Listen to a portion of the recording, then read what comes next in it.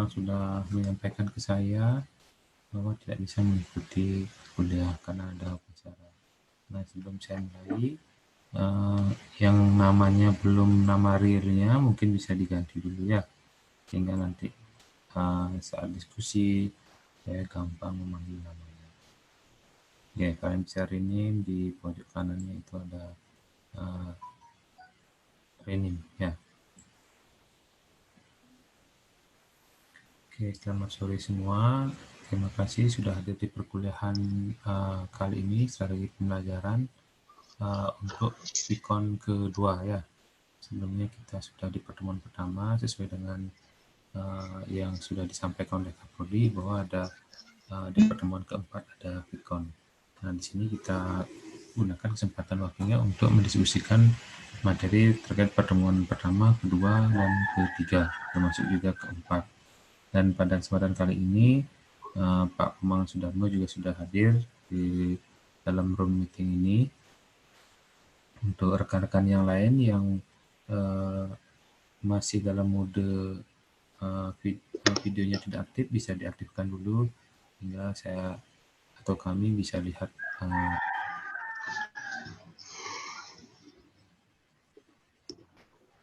Peggy, Ajus, Kustiayu Putu, sama Komang Sinta ya, bisa diaktifkan dulu videonya.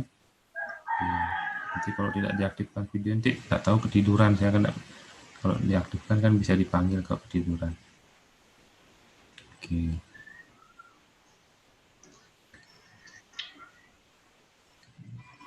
Oke, ini masih ada yang join. Sebelum kita mulai, kuota internetnya sudah sampai semua ya? Belum, Pak. Belum ya? Oke. Belum, Bapak. Ya. Belum, Pak. Sudah ada yang sampai? Sudah, Bapak. Sudah ada ya? Bapak. Sudah, Yang Bapak.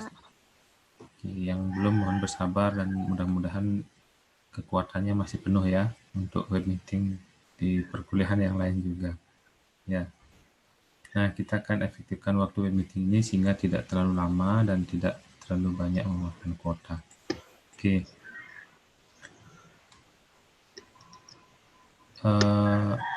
Mungkin sebelum ke materi, ada pertanyaan awal yang ingin saya sampaikan. Nah, silakan kalian memberikan jawaban sesuai dengan apa yang kalian sudah pelajari di e-learning. Nih, di materi ini kita akan membahas mengenai strategi pembelajaran berbasis masalah ya. Di pertemuan sebelumnya, di pertemuan ketiga itu masih terkait materi yang sama, itu model pembelajaran berbasis masalah. Nah, dari materi yang kalian sudah pelajari di e-learning, siapa yang mungkin bisa membantu memberikan kesimpulan poin-poin dari model pembelajaran berbasis masalah? Nah, saya persilakan. Gini Pak. Oke, silakan Dharma. Jadi baik, terima kasih Bapak. Jadi poin-poin yang bisa saya simpulkan dalam pembelajaran berbasis masalah yaitu yang pertama, pembelajaran berbasis masalah adalah salah satu metode pembelajaran yang menekankan keaktifan siswa dalam proses pembelajaran. Jadi guru sebagai fasilitator memberikan permasalahan kepada siswa atau siswa disuruh mencari permasalahannya sendiri untuk bisa mencari solusinya sendiri. Selain itu, pembelajaran berbasis masalah juga bisa membuat siswa berpikir kritis dan aktif serta mampu. Oke, mohon maaf Dharma, mungkin bisa lebih diperbesar suaranya. Pada nyata atau di lingkungan sekitarnya. Oke. Jadi cuma begitu. Lebih diperkeras lagi, ya. Jangan malu-malu. Oke, sepertinya koneksinya.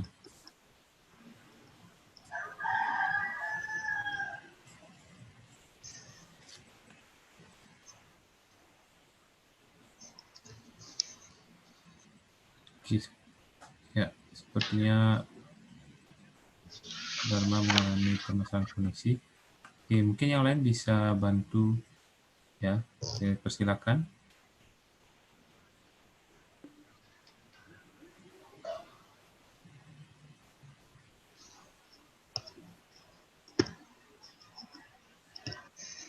silakan. Izin Bapak. Putri ya. Nggih. Nggih, silakan Putri. Baik. Jadi model pembelajaran berbasis masalah ini merupakan model pembelajaran yang mampu meningkatkan keaktifan siswa di dalam kelas. Dan model pembelajaran berbasis masalah ini tentu fokusnya terhadap permasalahan yang dibahas di dalam kelas itu sendiri. Dan masalah-masalah yang diangkat dalam pembelajaran tentu masalah yang memiliki sifatnya yang mendidik, dan memang masalah ini digunakan sebagai model pembelajaran agar siswa mampu mengetahui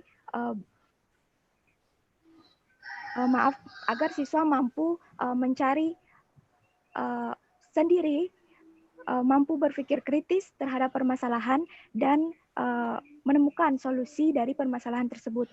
Tentunya melalui model pembelajaran berbasis masalah ini, siswa akan mampu mengetahui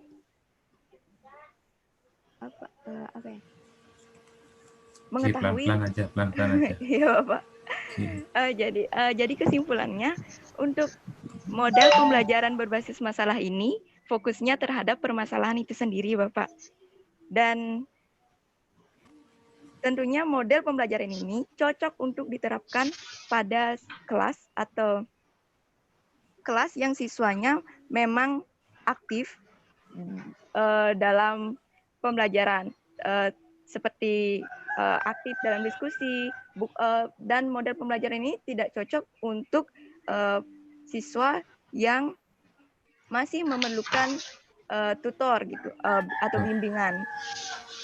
Dan model pembelajaran ini yang seperti yang saya katakan, bahwa fokusnya adalah permasalahan, maka permasalahan yang diangkat tentu harus mampu membangkitkan keaktifan siswa di dalam kelas. Dan permasalahan ini tidak semata-mata ya masalah diberikan kepada siswa, tapi ada syarat-syarat yang harus dipandang guru dalam memberikan permasalahan terhadap siswa.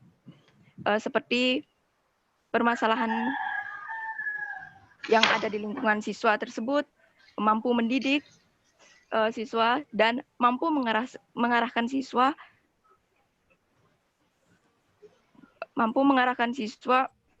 untuk mengembangkan kemampuan berpikir kritisnya dan kreatif, dan juga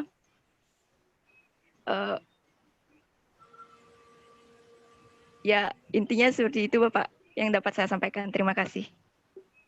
Terima kasih Putri ya. Tadi sudah dijelaskan secara singkat dari poin yang disampaikan Putri mengenai PBL. Jadi tujuannya adalah untuk meningkatkan keaktifan siswa. Kemudian masalah yang diambil adalah fokus pada lingkungan sekitar siswa. Tujuannya untuk mengembangkan pemikiran kritis. Oke, kita tampung, nanti di akhir kita simpulkan mengenai konteks pembelajaran berbasis masalah. Yang lain, saya silakan untuk melengkapi atau menambahkan. Bapak. Sally. Baik, di sini saya ingin menegaskan kembali dan memperjelaskan saja, Pak. Ini model pembelajaran berbasis masalah merupakan suatu pembelajaran yang menyampaikan penyampaiannya dilakukan dengan cara menyajikan suatu permasalahan, mengajukan pertanyaan-pertanyaan, dan memfasilitasi pendidikan dan membuka dialog. Permasalahan ini tadi tidak merupakan masalah kontekstual yang ditemukan oleh peserta didik dalam kehidupannya sehari-hari. Itu Pak. Terima kasih. Oke, terima kasih Shelly. Ya, secara poin sama ya. Oke, yang lain? Ada yang mau menambahkan? Sela, silakan. Sela, suaranya belum masuk.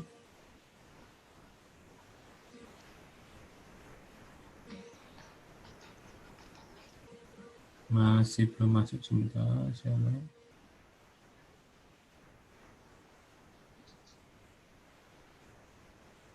Oke. Silakan. Oke, sepertinya ada kendala jaringan.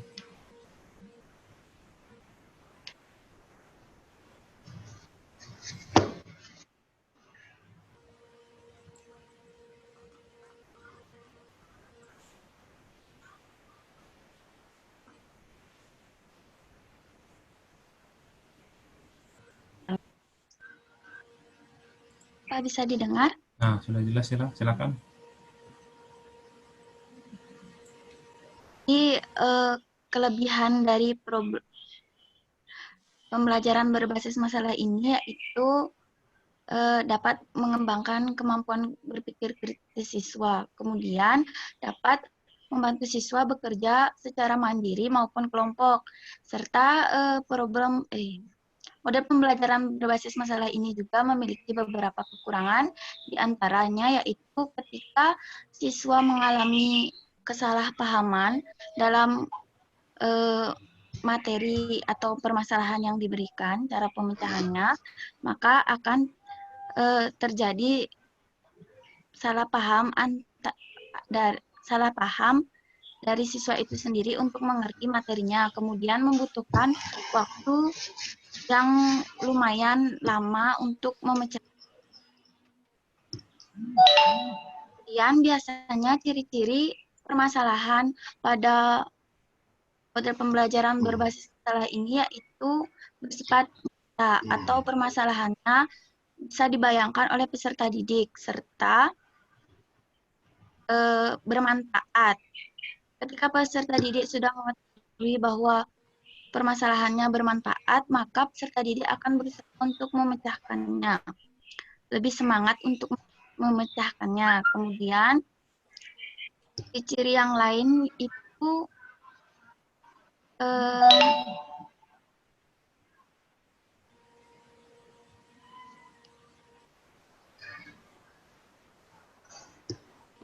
mungkin itu saja yang bisa saya tambahkan. Terima kasih. Oke, terima kasih Sheila. Sudah disampaikan oleh Dharma, kemudian ada Sally dan ada Sheila terkait secara definisi tentang model pembelajaran berbasis masalah. Nah, dalam konsep kalau dalam singkatannya biasanya ada orang salah persepsi, ada PBL, ada Problem Based Learning. Kalau dalam bahasa ini ya, bahasa kerennya. Kemudian ada Project Based Learning. Nah, nanti sebagai kesepakatan kalau Problem Based Learning singkatannya adalah PBL, kemudian kalau Project Based Learning singkatannya PJBL ya. Nanti untuk Project Based Learning kita akan bahas di lain kesempatan. Nah, sekarang proses berbasis masalah. Nah, seperti yang sudah disampaikan oleh rekan-rekan tadi bahwa dalam konteks model pembelajaran ini memang berfokuskan kepada masalah. Jadi, poin intinya di sini adalah permasalahan yang dilemparkan oleh guru dan untuk membangun pemikiran kritis peserta didik. Nah, tentunya dalam membangun permasalahan ada beberapa hal yang harus diperhatikan. Nah, itu nanti kita dalam sintak pembelajaran berbasis masalah kita akan definisikan secara jelas sesuai dengan tahapannya.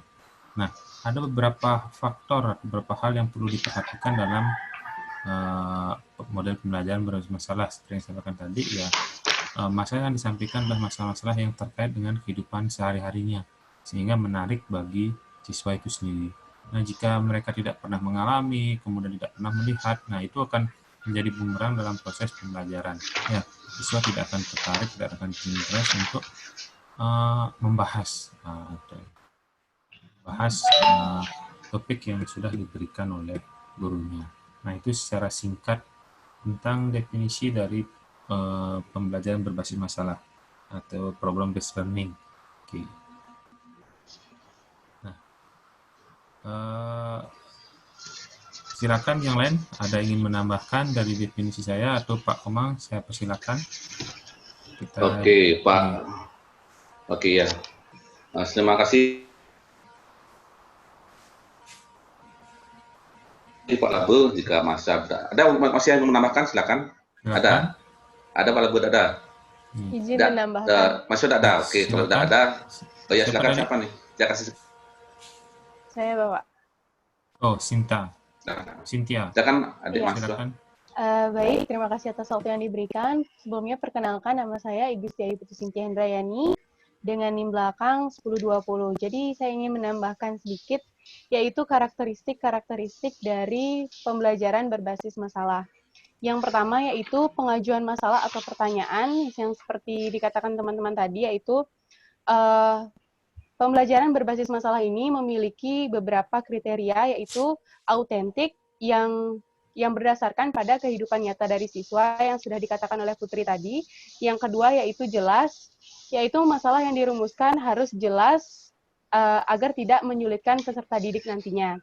Yang ketiga yaitu mudah dipahami. Yang keempat, luas dan sesuai dengan tujuan pembelajaran. Yang kelima yaitu bermanfaat. Tentunya masalah dari pembelajaran berbasis masalah ini akan memberikan manfaat bagi kehidupan maupun dalam proses belajar dari peserta didik tersebut.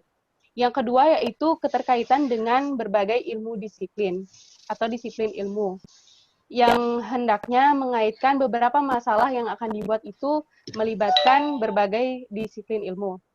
Yang selanjutnya yaitu penyelidikan autentik. Penyelidikan yang diperlukan dalam pembelajaran berdasarkan masalah bersifat autentik. Yang seperti dikatakan tadi yaitu yang berdasarkan pada kehidupan nyata.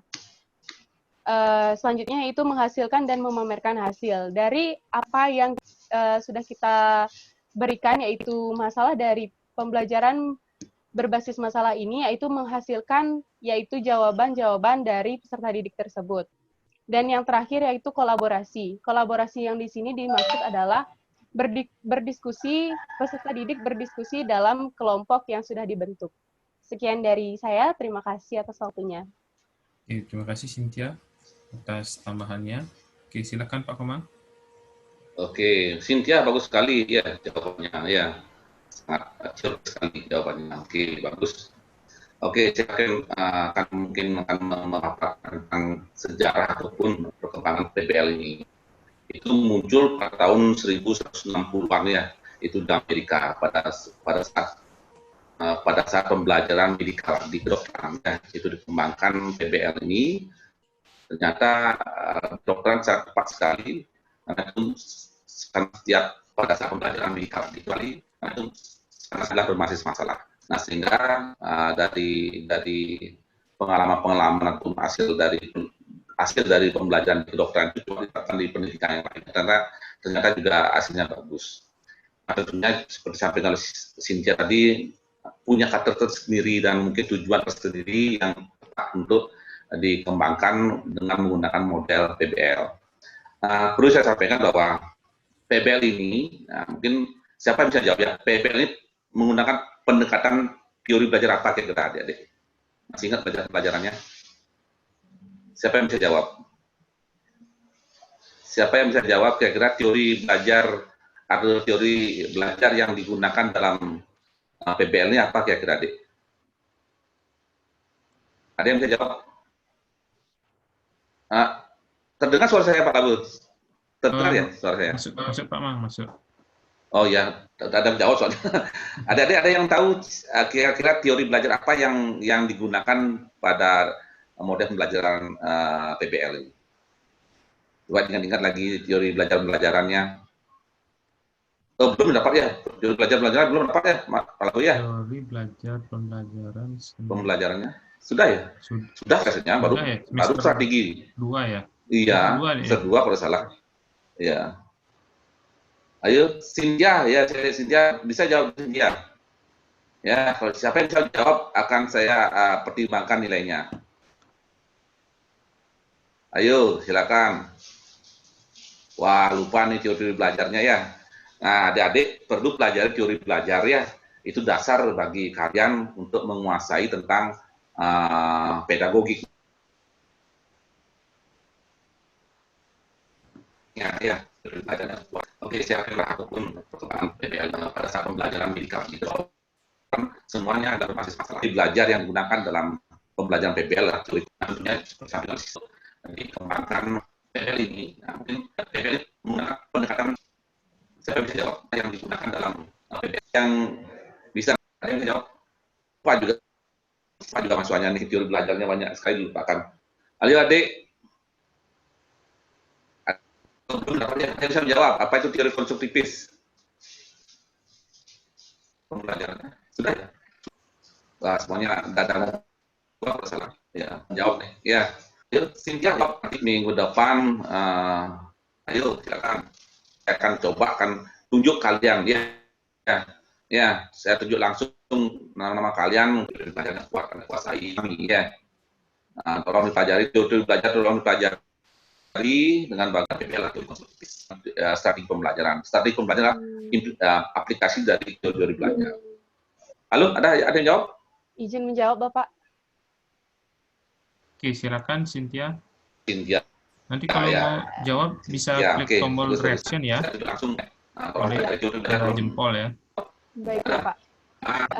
Jadi karena ya, saya agak lupa sedikit, jadi saya mencari di internet, yaitu teori konstruktif, yaitu merupakan metode pembelajaran yang lebih menekankan pengetahuan, menggali pengetahuan, dan pada proses pembelajarannya yaitu mencari jawabannya itu dari yaitu menggali pengetahuan serta upaya dalam mengkonstruksi pengalaman, atau dengan kata lain, teori ini memberikan keaktifan terhadap siswa untuk belajar menemukan sendiri kompetisi, yaitu lebih ditekankan untuk berpikir kritis pada peserta didik tersebut. Jadi yang itu yang bisa saya sampaikan. Terima kasih, Bapak. Oke, bagus ya. Sudah 80% jawabannya ya. Konsepnya sudah masuk ya.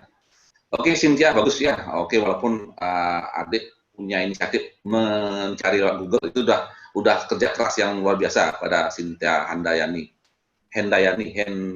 ya. Oke, Cynthia, terima kasih ya. Mohon dicatat Pak Labun, ini Cynthia sudah masuk kategori mahasiswa yang cukup aktif ya, cocok dengan konsep PBL ini ya. Oke. Teori konstruktivis apa yang disampaikan oleh Cynthia itulah bagaimana siswa itu sendiri aktif untuk mencari, menggali, ya, menemukan, kemudian mengkonstruksi kembali pengetahuannya. Ya, itu mencari sendiri. Nah, salah satunya adalah di model-model pembelajaran yang sekarang kalian rasakan, ya, itu PBL menggunakan teori belajar konstruktivis, yaitu bagaimana pembelajaran yang berpusat pada siswa. Ya, siswa yang aktif, bukan dosennya lagi aktif di SD, SMP, SMA ya. Di sini full nanti kalian yang lebih aktif untuk mencari ya, apa lewat Google seperti Cynthia lakukan, kemudian menemukan seperti kalian di SD, kemudian merekonstruksi lagi pengetahuan itu pada kognitif kalian. Nah, itu teori konstruktivis ya. Oke, yang kedua adalah otomatis pendekatannya adalah berpusat pada siswa. Nah, tentu kalian masih ingat apa perbedaan pendekatannya, model, strategi, metode, teknik ya. Nah, sudah berapa jawabannya sudah bagus ya. Oke, pendekatannya berpusat pada siswa. Bagaimana belajar supaya siswanya itu lebih aktif. Itu intinya ya, CBSA, ya itu pendekatan juga ya. Nah, salah satunya menggunakan PBL, model PBL. Nah, model PBL ini seperti saya sampaikan tadi sudah berkembang di Amerika tahun 1967 di sekolah kedokteran. Itu berhasil dengan bagus sekali karena semua caranya menggunakan PBL ini saya sampaikan tadi dalam kehidupan tentu banyak masalah ya, maka model-model PBL ini sangat tepat sekali dan relevan bagi kehidupan kalian sendiri ya. Nah, mudah-mudahan model-model PBL ini bisa menjadi pemecahan untuk masalah-masalah yang Anda temukan. Nah, sekarang saya tanya lagi ya, kira-kira bagaimana cara atau sintak pembelajaran PBL, atau bagaimana tahapan dalam pembelajaran PBL? Ada yang tahu? Ya. Izin Bapak. Nah, saya urut aja supaya terstruktur ya. Siapa ini? Iwayan Dharma. Ya, oke. Bagaimana cara mengajarkan PBL di sekolah, terutama di anak SD ya? Oke. Baik, terima kasih Pak. Adapun cara atau sintak pembelajaran berbasis masalah, yaitu saya menyampaikan dari menurut para ahli Bapak ya. Arens dalam Haryanto dan Warsono pada tahun 2012 halaman 401 mengemukakan sintak pembelajaran berbasis masalah, yaitu yang pertama orientasi siswa pada masalah. Di orientasi siswa pada masalah ini, guru menyampaikan tujuan pembelajaran, menjelaskan logistik atau bahan dan alat apa yang diperlukan bagi penyelesaian masalah, serta memberikan motivasi kepada siswa agar menaruh perhatian terhadap aktivitas penyelesaian siswa. Jadi pada tahap orientasi siswa pada masalah ini, guru sebagai fasilitator mempersiapkan bahan yang akan diajarkan atau alat yang akan digunakan dalam belajar, baik itu alat berupa fisik ataupun berupa materi yang akan diajarkan. Yang kedua yaitu mengorganisasi siswa. Guru membantu siswa mendefinisikan dan mengorganisasikan pembelajaran agar relevan dengan penyelesaian masalah. Artinya, guru membantu siswa dalam mengorganisasikan siswa, baik itu penyelesaian masalahnya dilakukan secara individu ataupun kelompok, dan bagaimana cara mencari solusi tersebut. Guru tetap mengawasi siswa agar tidak jauh melenceng daripada materi yang diberikan. Yang selanjutnya yaitu membimbing penyelidikan individu ataupun kelompok. Jadi walaupun berpusat kepada siswa, guru masih memiliki tugas yaitu membimbing dan mengarahkan peserta didik untuk menyelesaikan masalah atau menemukan masalah yang sesuai dengan apa yang diharapkan atau materi apa yang diajarkan. Yang selanjutnya yaitu mengembangkan dan menyajikan hasil. Guru membantu siswa dalam perencanaan dan perwujudan hasil kemampuan berpikir ditingkatkan. Tidak sekedar tahu, tapi juga dipikirkan. Artinya ketika siswa sudah mengetahui dan mampu menyajikan hasil dari permasalahannya atau solusi dari permasalahannya, guru tetap membantu siswa dalam merencanakan atau memahami bagaimana sebenarnya permasalahan tersebut dan bagaimana solusi yang tepat untuk masalah tersebut. Jadi solusi siswa itu ditambah juga dengan tambahan-tambahan dari solusi guru. Yang selanjutnya yaitu membangun kerja tim kepemimpinan dan keterampilan sosial. Di sini pembelajaran diharapkan memahami perannya dalam kelompok, menerima pandangan orang lain, bisa memberikan pengertian bahkan untuk orang-orang yang barangkali tidak mereka senangi. Jadi di sini guru bisa memberlakukan kerja kelompok ataupun guru memberikan kesempatan kepada setiap kelompok untuk menyampaikan permasalahan dan bagaimana solusi dari permasalahan tersebut. Dalam artian guru memberikan kesempatan untuk siswa untuk berdiskusi seperti itu. Yang selanjutnya yaitu membangun kecakapan belajar.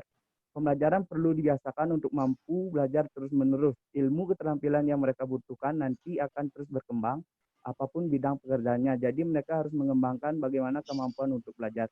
Jadi guru secara bertahap terus membiasakan siswa untuk belajar secara rutin atau secara berkala seperti itu. Jadi guru tidak hanya sekali menerapkan pembelajaran berbasis masalah, tetapi jika nanti ada pembelajaran lain atau materi lain, guru tetap memberikan pembelajaran berbasis masalah dalam penyelesaian materi. Yang selanjutnya, memotivasi siswa.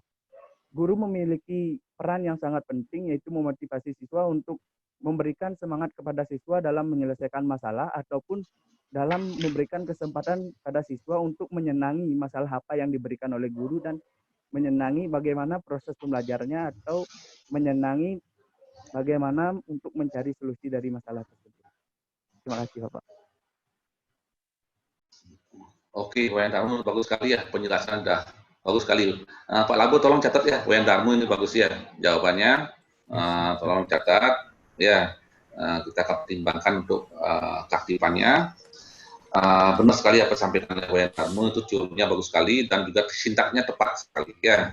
Mungkin Pak secara garis besar aja ya sama-sama bahwa PBL ini seperti apa sampaikan menggunakan teori belajar konstruktivis ya, dengan pendekatannya juga berpusat pada siswa yang ya kemudian kontekstual learning ya, teaching CTL ya, kontekstual teaching and learning, kemudian juga ada unsur kooperatif, harus ada tuh ya, harus ada kerjasama, bentuk kelompok dan sebagainya, itu harus muncul dalam karakteristik tersendiri dari kemudian ada masalah, itu yang penting.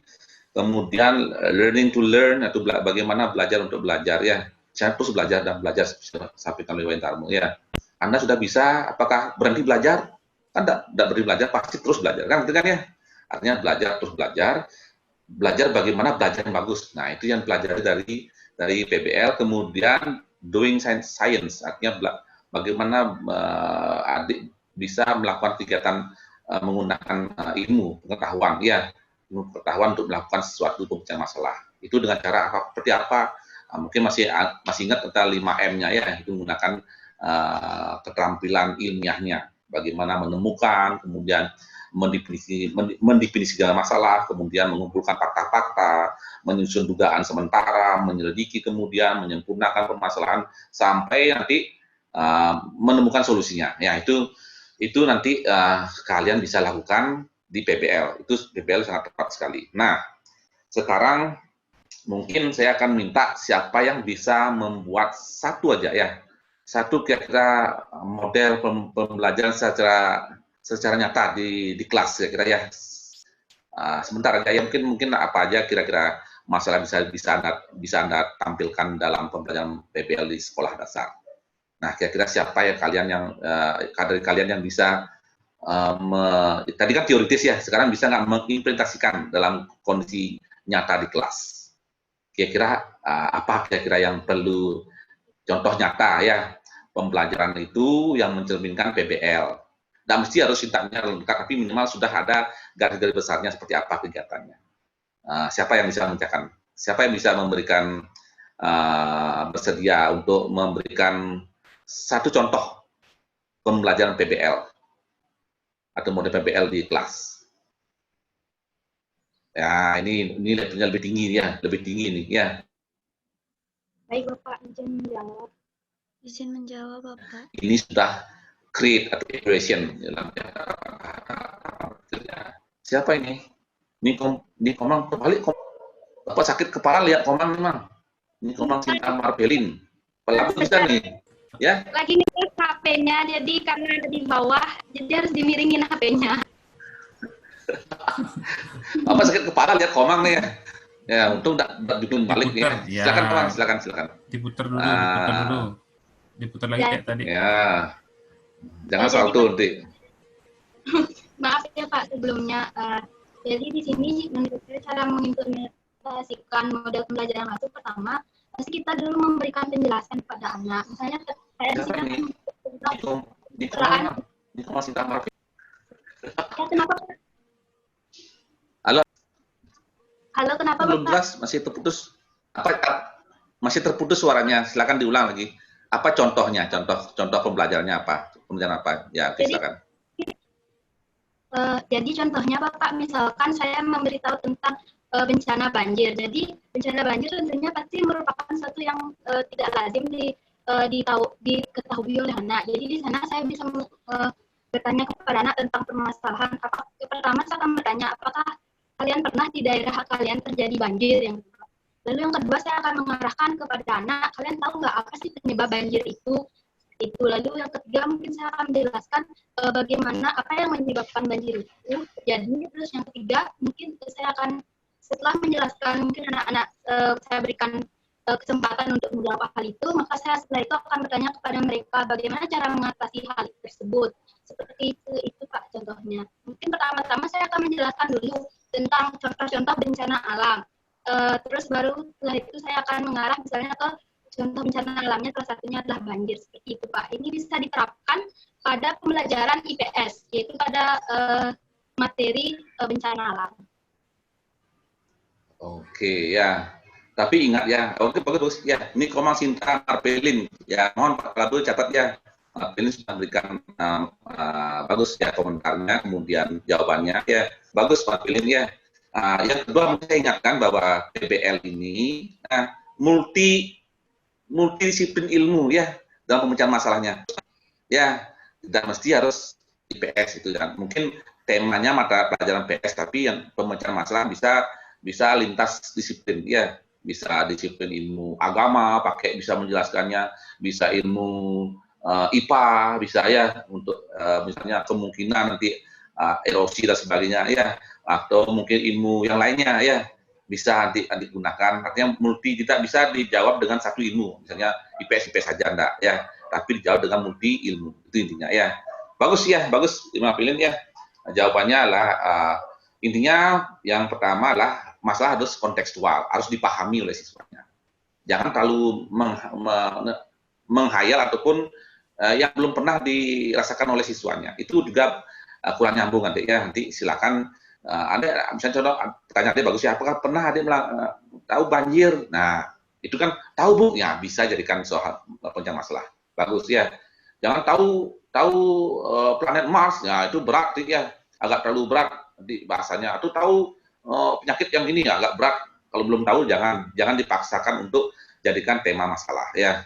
Tema masalah adalah tema yang kontekstual, artinya sudah dipahami dan sudah sering dirasakan oleh siswanya. Sehingga dia bisa memecahkan masalah berdasarkan pengalaman, pengetahuan, dan mungkin juga teori-teori yang didapatkan di sekolah. Terima kasih ya Nikomang Sinta Marpelin sudah memberikan pendapatnya sekaligus aplikasi model PBL-nya ya di kelas. Itu menarik sekali ya.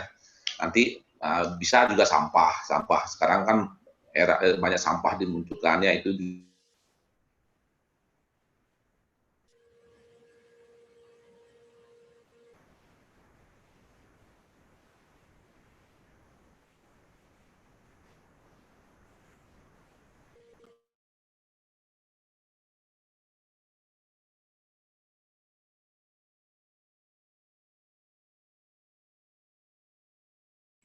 Pak Komang, suaranya hilang.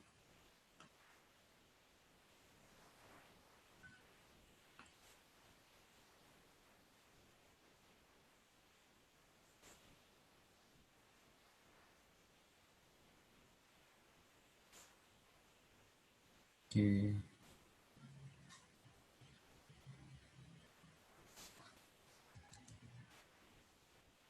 Oke, sepertinya Pak Komang ada. ya Oke, dengan sudah masuk lagi. Oke. ya. Sampai di mana tadi lupa nih. Sampai di mana lagu tadi saya ngomong ya. Yang bisa didengar tadi sampai di mana? Sampai di mana Pak Labu tadi saya ngomong? Halo. Ya, permasalahan dalam PBL Pak. Emang jadi bagaimana menentukan permasalahan yang digunakan dalam konteks pembelajaran PBL. Tadi sebenarnya pertama harus kontekstual, dinyata sesuai dengan permasalahan yang umum dan dirasakan oleh peserta didik seperti itu. Oke, ya itu ya. Nanti kemungkinan karena kan pembelajaran di SD kan tematik. Nanti itu tepat sekali juga diterapkan PBL. Itu juga bisa mengkontekkan ke materi yang lainnya. Misalnya tentang sampah, siswanya sudah sering mengenal tentang kondisi lingkungan, ya lingkungannya. Oke, itu kemudian bisa dikaitkan dengan materi IPA boleh ya dalam memecahkan masalah tersebut. Kenapa ada banjir misalnya? Bisa ngomong tentang konteks di IPA, ya IPA tentang erosi dan sebagainya. Kemungkinan erosi Pak, buang sampah sembarangan Pak, nanti banyak kira-kira ya. Nanti intinya ya, temukan masalahnya dulu apa, kemudian definisi masalahnya seperti apa, masalah yang paling urgen, kemudian apa bukti-buktinya, apa fakta-fakta yang ada, itu tunjukkan ya. Kenapa itu jadi masalah, fakta-faktanya seperti Pak ini ya. Kemudian menyusun kira-kira dugaan penyebab banjir kira-kira seperti apa. Kemudian baru menyempurnakan permasalahan yang telah didefinisikan tersebut ya. Masalah banjir ini karena fakta-fakta seperti ini disimpulkan bahwa karena penebangan pohon misalnya ya, sehingga bisa dicarikan alternatif solusi yang bisa ditawarkan, misalnya menanam pohon kembali, menjaga hutan kembali dan sebagainya. Nah itu solusi yang bisa ditawarkan oleh anak-anak SD ya. Atau yang sederhana, itu kan masuk kategori sederhana yang bisa diterapkan untuk anak-anak di tingkat tinggi kelas 4, 5, 6 bisa diterapkan ya. Tapi untuk anak SD, untuk yang dekat rendah 1, 2, 3 mungkin perlu guiding ya, perlu dibantu hal-hal yang sederhana juga tentang makanan ya, kenapa kita harus makan tiap hari, nanti bisa dikaitkan dengan konteks IPA-nya, kemudian dan lain sebagainya. Nanti bisa setelah itu laporannya dibuat seni ya, bisa apakah dibuat dalam bentuk lukisan sebagainya atau karya yang bagus, bisa PJOK namanya ya, seni ya, itu seni nanti bisa gunakan untuk tematiknya. Artinya PBL ini bisa diterapkan dalam konteks tematik bisa ya, pemecahan masalahnya, kemudian juga matematiknya bisa dikaitkan seperti itu. Oke, bagus. Nah,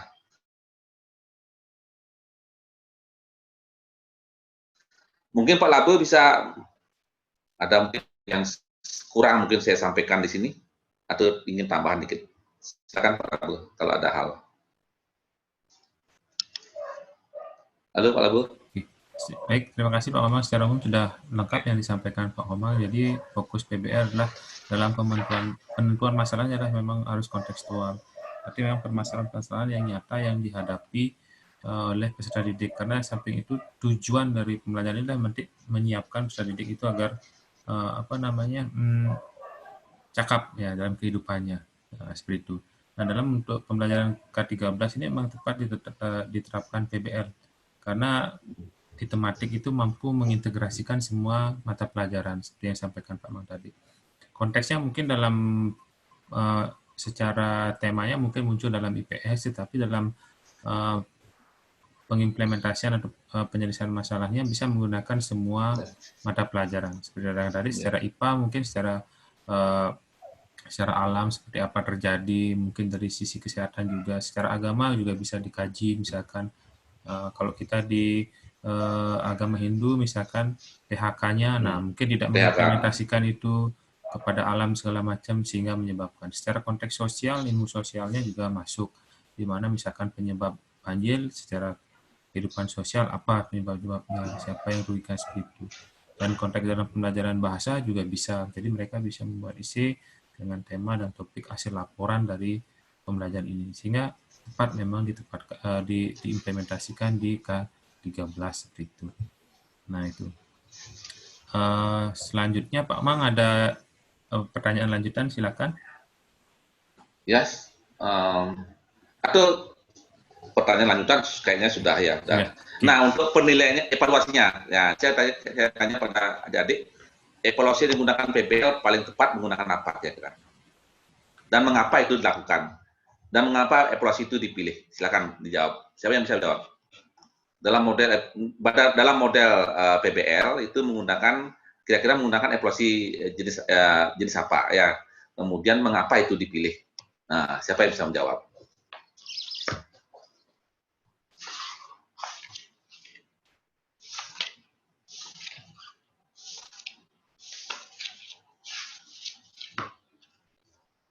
Halo, siapa yang bisa jawab, adik? Izin, Bapak. Oke, siapa nih? Siapa nih, Pak Labu? Putri Budiastini, Pak. Putri Budiastini. Putri, silakan Putri. Putri, silakan Putri. Oke. Menurut Tiang, untuk model pembelajaran berbasis masalah Niki, tepat dilakukan evaluasi, yaitu dengan penilaian dari diskusi yang muncul ketika pembelajaran. Karena seperti kita ketahui bahwa model pembelajaran berbasis masalah ini akan memunculkan keaktifan siswa, yaitu melalui diskusi tanya-jawab dari siswa itu sendiri. Jikalau mengadakan evaluasi di luar diskusi ini, misalnya pada tes sumatif, itu bisa dilakukan dengan menggunakan evaluasi atau tes secara lisan agar bisa mengetahui sampai mana pemahaman siswa terhadap konteks apa yang kita berikan. Sekian Bapak, terima kasih. Oke, bagus ya. Ini Putri Budiastri ya, pasti sudah catat oleh Budiastini ya. Budiastini mudah-mudahan sudah catat oleh Pak Labe. Ya, jawabannya ya 80% ya. Saya nilainya 80 nilainya ya. Nah, kalau saya jawab lisan itu Putri sudah menjawab 80 nilainya ya. Lalu silakan teman-teman yang lainnya yang bisa memberikan jawaban dan sudah alasannya sudah bagus sudah ya. Silakan. Ada lagi yang mau berkomen untuk evaluasinya, untuk menilai siapa nih? Pak Labu, bantu Pak Labu, udah kelihatan orangnya. Mungkin bisa klik tombol reaction ya, jempol, sehingga mudah dilihat. Sari. Sari, Pak. Oh ya, benar Sari, silakan. Ini Kadek Sari Septiani, Pak. Septiani ya. Silakan Sari. Menurut sumber yang saya baca, penilaian dalam pendekatan PBL dilakukan dengan cara evaluasi diri self-assessment, dan peer assessment. Self-assessment adalah penilaian yang dilakukan oleh pembelajar itu sendiri terhadap usaha-usaha dan hasil pekerjaannya dengan merujuk pada tujuan yang ingin dicapai oleh pembelajar itu sendiri dalam belajar. Peer assessment merupakan penilaian di mana pembelajar berdiskusi untuk memberikan penilaian terhadap upaya dan hasil penyelesaian tugas-tugas yang telah dilakukannya sendiri maupun oleh temannya. Penilaian yang relevan dalam PBL antara lain yang pertama, penilaian kinerja peserta didik.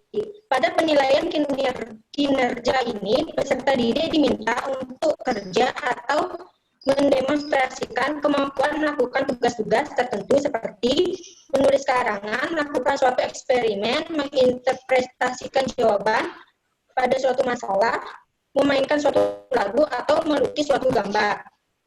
Yang kedua, penilaian portofolio peserta didik. Penilaian portofolio adalah penilaian berkelanjutan yang didasarkan pada kumpulan informasi yang menunjukkan perkembangan kemampuan peserta didik dalam suatu periode tertentu. Yang ketiga, penilaian potensi belajar. Penilaian yang diarahkan untuk mengukur potensi belajar peserta didik yaitu mengukur kemampuan yang dapat ditingkatkan dengan bantuan guru atau teman-temannya yang lebih maju. PBL yang memberi tugas-tugas pemecahan masalah memungkinkan peserta didik untuk mengembangkan dan mengenali potensi kesiapan belajarnya. Yang keempat, penilaian usaha kelompok. Menilai usaha kelompok seperti yang dilakukan pada pembelajaran kooperatif dapat dilakukan pada PBL. Penilaian usaha kelompok mengurangi kompetensi merugikan yang sering terjadi, misalnya membandingkan peserta didik dengan temannya. Penilaian dan evaluasi yang sesuai dengan model pembelajaran berbasis masalah adalah menilai pekerjaan yang dihasilkan oleh peserta didik sebagai hasil pekerjaan mereka dan mendiskusikan hasil pekerjaan secara bersama-sama. Oke, 100 untuk ini Kadek Sari Septiani jawabannya, ya lengkap sekali. Ya, benar sekali disampaikan oleh Kadek Sari Septiani. Ya, mohon dicatat Pak Rabu, jawabannya 100 jawabannya untuk Kadek Sari. Ya. Yang pertama untuk penilaian PBL itu memang benar sekali ya, ada penilaian proses dan ada penilaian produk. Ya, itu wajib dalam menilai PBL. Kalau ada proses saja itu kurang ya. Yang pertama untuk penilaian PBL itu memang ya dulu laporan dan sebagainya ya. Kemudian bagaimana cara menilai prosesnya itu bisa lewat self assessment ya, bisa itu wajib juga dinilai dia bisa menilai dirinya sendiri. Itu memang sukar sekali menilai diri sendiri, kan agak berat ya, bisa terlalu tinggi menilai kita, terlalu rendah menilainya. Nah, akhirnya kejujuran itu dilatih untuk bisa menilai secara objektif nih pada dirinya, sehingga ketika dia bisa menilai secara objektif pada dirinya sendiri, maka dia otomatis bisa untuk menilai secara objektif pada temannya atau peer assessment ya, teman penilaian teman sebaya, teman kelasnya ya, itu. Dan yang lainnya itu sudah bagus oleh Kadek Sri Septiani ya, itu wajib seperti itu terapkan ya. Siapa tahu adik tadi guru ya, PBL wajib kalau belum sampai itu. Nah, kalau saya ngajar di online seperti itu ya, wajib siswa untuk mengkomentari diskusi dari Bapak ya, dari dosennya. Kemudian dia wajib untuk mengomentari 1 atau 2 komen temannya yang terbaik. Nah, itu dituntut dia menilai sendiri, dia bisa menilai sendiri ataupun dia menilai temannya. Nah, dituntut oleh kemampuan untuk belajar untuk merefleksi ya, baca refleksi self assessment ini ya. Oke, kayaknya sudah ya untuk teori belajarnya untuk PBL sudah Pak sampaikan, kemudian pendekatan yang digunakan juga sudah, kemudian bagaimana tahapan sintaknya sudah dipaparkan. Kemudian bagaimana mengevaluasinya juga sudah disampaikan oleh Kadek Sri Septiani.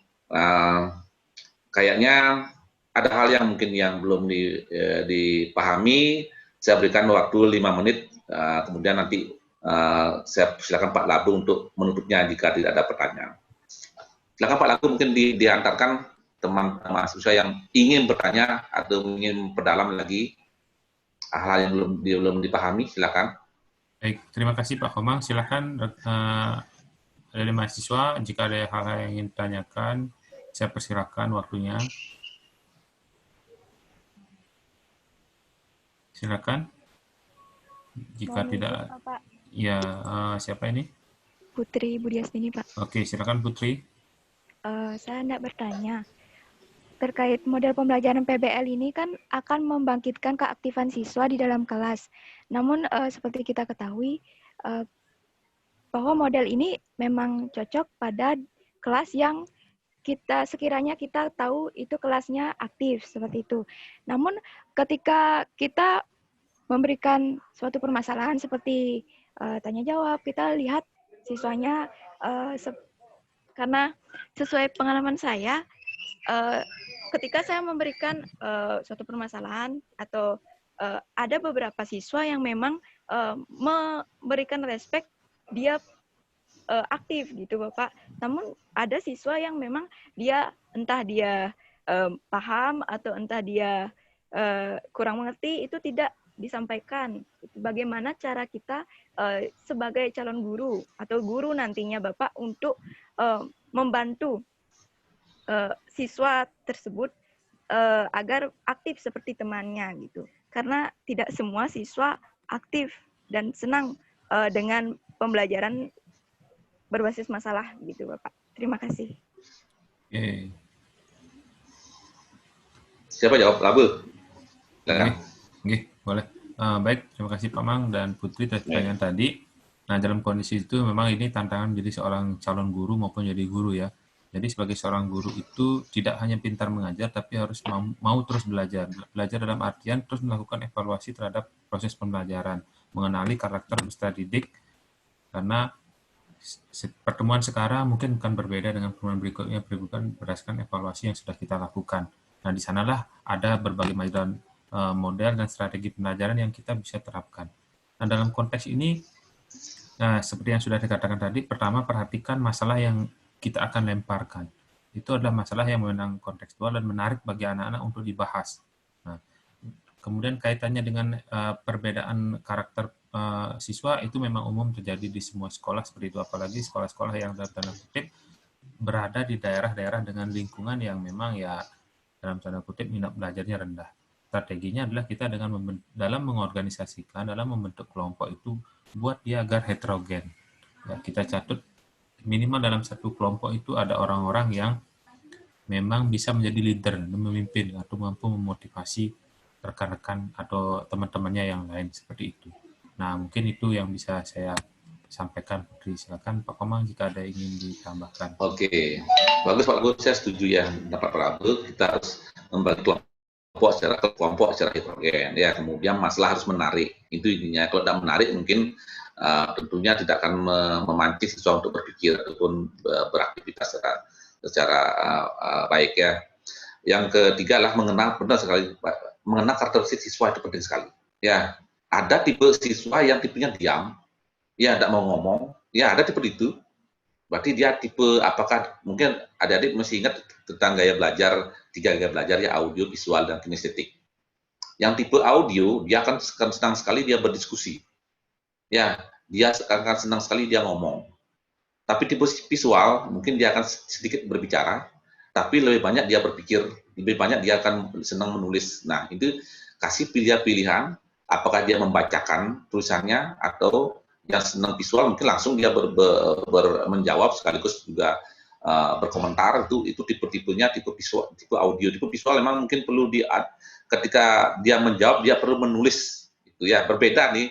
Jangan samakan ya langsung. Makanya pilihan wawancara dan tertulis itu memang harus kombinasi itu ya, karena tipe audio mungkin paling senang kalau dia diajak tesnya wawancara atau tes lisan, itu wah pasti bagus sekali dia ya. Tapi yang tipe audio tipe visual mungkin agak berat sekali dia untuk mengungkapkan perasaannya ataupun pengetahuannya itu penting kan. Kemudian tipe kinestik itu perlu dilibatkan dalam kegiatan-kegiatan yang menuntut aktivitas yang banyak, misalnya lakukan percobaan, lari-lari dan sebagainya, artinya kecepatan, malu-maluan, ya pasti yang tipe-tipe yang tipe kinestik ini akan senang sekali untuk belajar seperti itu.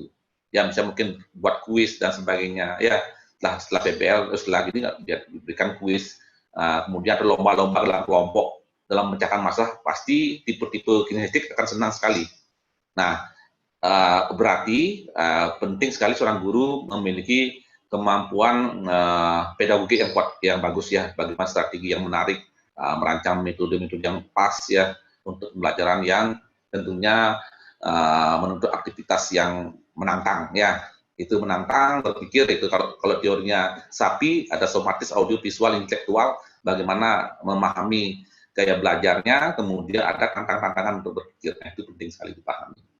Nah, itu mungkin yang bisa saya sampaikan, adik ya, nanti silakan yang bertanya Putri ya, itu bisa menjadi jembatan, artinya pahami duka rasa siswa, kemudian masalahnya juga harus up to date, yang menarik ya tentunya ya. Nah, kemudian sudah menarik, kalau bisa munculkan kira-kira masalah apa itu muncul pada diri siswa, itu bagus sekali ya. Kalau bisa ya, kan anak SD kemungkinan ada yang bisa, ada juga perlu dibantu membuatkan masalahnya ya. Tapi kalau ada yang mampu, itu lebih bagus dari diri siswa, itu lebih kontekstual dan mungkin lebih diminati oleh siswanya. Itu mungkin Pak Labuh bisa tambahan aja nih ya. Penjelasan Pak Labuh sudah jelas sekali ya, dan juga dari yang lainnya juga ya, dari adik-adik mahasiswa juga. Kayaknya sekarang Pak Labuh ya, untuk kalau memang ada pertanyaan silakan Pak Labuh bisa menutup. Baik, terima kasih Pak Omang. Pertanyaan terakhir dari saya sebagai penutup. Tadi kita sudah belajar tentang PBL dan strateginya dan implementasinya dalam pembelajaran. Nah, pertanyaan saya, tadi disampaikan oleh Pak Komang bahwa PBL ini bukan hal yang baru, jadi sudah lama, itu tahun 1967 sudah ada. Nah, kalau pertanyaan saya adalah, apakah masih relevan diimplementasikan sekarang kaitannya dengan abad 21 model pembelajaran ini? Nah, saya persilakan satu orang untuk menjawab. Saya beri kesempatan kaitannya dengan pelajaran abad 21. Siapa ini? Sela, oke. Silakan Sela. Singkat ya. Oke, Sela suaranya hilang lagi. Bisa lihat wajahnya ya, biar tahu sih wajahnya. Oke. Sela, kelihatan wajahnya Sela. Bisa didengar? Oke, sudah jelas. Silakan lanjutkan. Oh, bisa. Ya, jadi menurut saya pembelajaran berbasis masalah ini masih relevan digunakan pada abad ke-21 karena di samping kurikulum yang meminta agar siswa lebih aktif daripada guru, juga siswa dapat mencari atau mengakses informasi dari berbagai sumber seperti di YouTube juga bisa, di Google juga bisa. Jadi kemungkinan metode ini masih relevan digunakan pada abad ke-21 ini karena kemajuan teknologi juga sangat mendukung, seperti itu Pak. Oke, terima kasih. Baik, nah itu menjadi pentas bagi siapa tadi ya? Sela ya. Sela. Oke, baik, terima kasih ya. Memang masih relevan apa yang sampaikan dari Sela tadi. Kaitannya abad 21, pembelajaran PBL ini sangat relevan ya, di mana jika kita kaitkan dengan tantangan abad 21, kemampuan PACE yang harus dikuasai oleh peserta didik ya. Karena dalam PBL ini mengakomodasi hal tersebut ya, di mana critical thinking dengan masalah yang diberikan juga akan melatih critical thinking peserta didik, dan juga di sana kolaboratif ya. Dalam kelompok itu mereka belajar bagaimana bekerja, berkolaborasi dalam sebuah grup.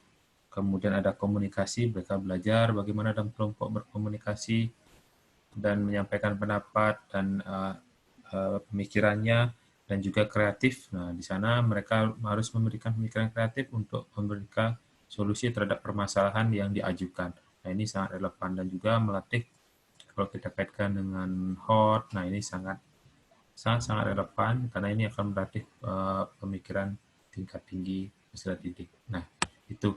Jadi sebagai pertanyaan terakhir, terima kasih Sela sudah menjawab. Baik, Pak Komang ada yang ingin disampaikan? Sebentar ya, mungkin satu aja ya. Oke. Benar sekali, sangat relevan karena semasih manusia itu mendapatkan ataupun mengalami masalah, maka PPN sangat tepat sekali. Kecuali kecuali pada berikutnya masih tidak ada punya masalah.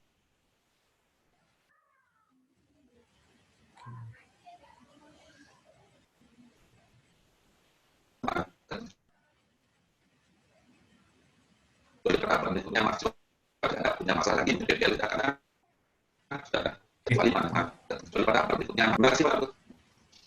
Lalu terdengar tadi saya ngomong, lalu terdengar ya? Terputus, terdengar saya ngomong tadi. Putus Pak Mang, tapi intinya bisa. Oh, saya ulang ya. Oke, saya ulang ya. Saya ulang ya bahwa PPL itu sangat tepat sangat tepat sangat tepat ini semasih manusia itu memiliki ataupun mendapatkan masalah dalam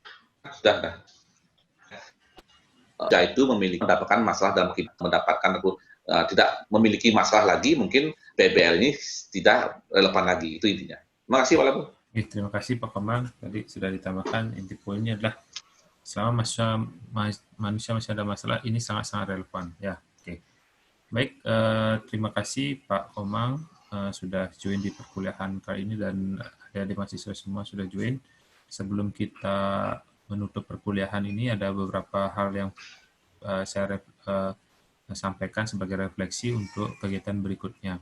Nah, untuk kegiatan berikutnya, video call berikutnya agar lebih efektif, saya harap adik-adik mempelajari materi sebelumnya sampai pada tahap web meeting ini. Nah, kemudian juga saya harap tidak banyak waktu jeda untuk berpikir, kemudian untuk menjawab pertanyaan, sehingga waktunya tidak banyak terbuang. Nah, jadi kita berpacu atau cepat-cepatan, ya maksudnya adalah agar lebih efektif kegiatannya. Jadi tidak terlalu banyak ada jedanya seperti itu. Kemudian juga saya harap semua aktif dan sehingga diskusinya menjadi lebih lancar. Nah, sebelum proses web meeting dilakukan, adik-adik atau rekan-rekan sudah mempersiapkan ya pertanyaan-pertanyaan kira-kira yang menjadi pertanyaan dari pertemuan-pertemuan sebelumnya yang sudah dipelajari. Di setiap pertemuan, jika ada yang belum dipahami, bisa diinikan ya, dibuat catatan sehingga saat web meeting kita atau ada di mahasiswa semua bisa mengajukan pertanyaan langsung. Nah, jadi tidak memikirkan pertanyaan saat baru web meeting, tapi sudah ada sebelumnya sesuai dengan di masing-masing pertemuan. Nah, seperti itu.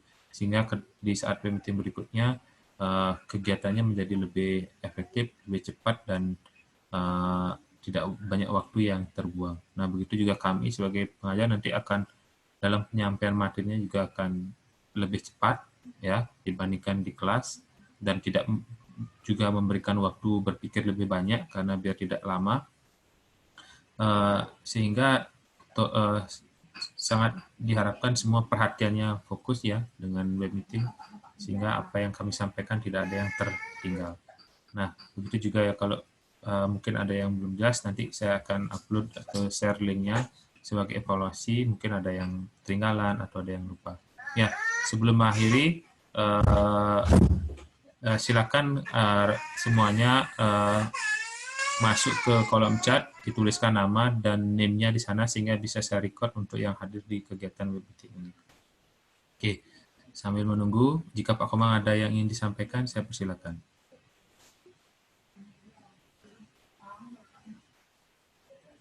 Oke, di kolom chat ya, nama dan name-nya, sehingga bisa saya rekam sebagai bukti kehadiran.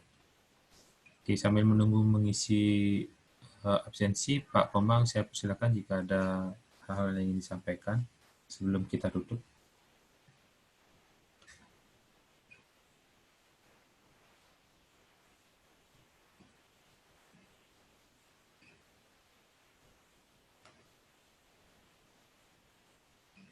Oke, Pak Komang, ada yang ingin disampaikan lagi?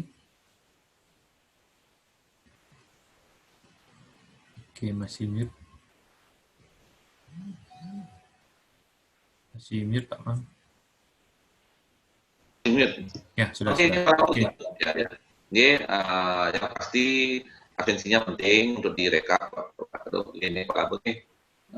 Kemudian hal-hal yang sudah sampaikan benar sekali, kita lebih sistematis ya, kita siapkan beberapa hal. Nanti mahasiswa tinggal menyiapkan pertanyaan-pertanyaan sebenarnya pada saat ini yang belum pahami. Ya, kemudian pada saat ini saya juga ucapkan terima kasih pada mahasiswa yang sudah berani atau aktif bertanya itu, kami sudah dicatat oleh Pak Abu ya. Mudah-mudahan ini menjadi inspirasi untuk pertemuan selanjutnya, semua bisa menjawab pertanyaan mungkin. Itu ya. Terima kasih Pak Abu. Pak Latu mau lagi siap dahulu ya Pak ya. Ya, silakan Pak. Terima kasih Pak. Yang sudah menyiapkan pertanyaan. Oke, baik dari mahasiswa, kalau sudah silakan kuliah ini kita akhiri dengan ucapan terima kasih sudah mengikuti perkuliahan ini, dan kita ketemu di pertemuan berikutnya melalui forum dan pertemuan berikutnya melalui web meeting lagi. Nah, bagi yang sudah mengisi absensi bisa live dari room ini. Terima kasih. Selamat sore.